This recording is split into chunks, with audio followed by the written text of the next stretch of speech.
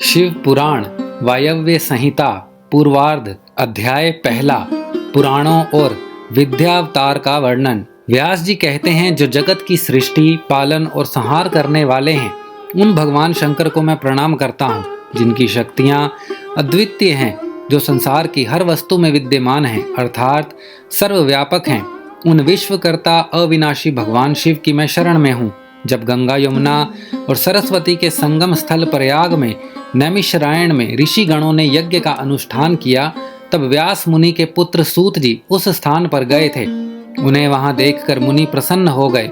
उन्हें यथा योग्य आसन पर बैठाकर उनका सत्कार और पूजन किया। ऋषिगण बोले, हे सर्वज्ञ सूत जी, आप महर्षि व्यास जी के शिष्य होने के कारण सब कथाओं और रहस्यों को जानते हैं।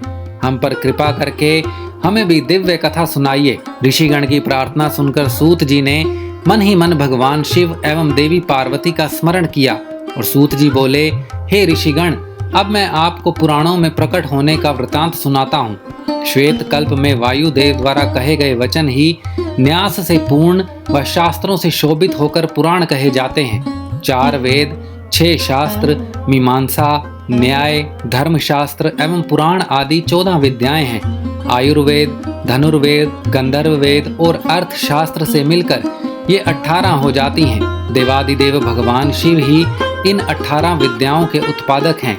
संसार की उत्पत्ति के समय सर्वप्रथम ब्रह्मा जी उत्पन्न हुए, जिन्हें ये 18 विद्याएं प्रदान की। उनकी रक्षा के लिए विष्णु को शक्ति प्रदान की।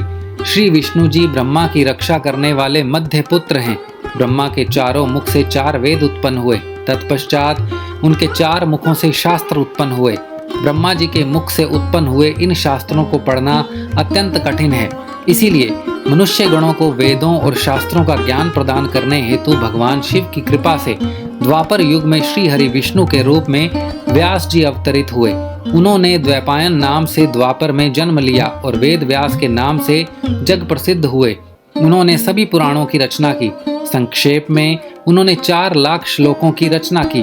ब्रह्म, पद्म, विष्णु, शिव, भागवत, भविष्य, नारद, मार्कंडे, अग्नि, ब्रह्मवैवर्त, लिंग, वराह, वामन, कूर्म, मत्स्य, गरुड़, ब्रह्मांड, स्कंद आदि कुल 18 पुराण हैं। शिव पुराणों के धर्म तथा विधि के अनुसार पूजन एवं आराधना से सब मनुष्यों तथा देवताओं को शिवलोक की प्राप्ति होती है। वायव्य संहिता अध्याय पहला समाप्त।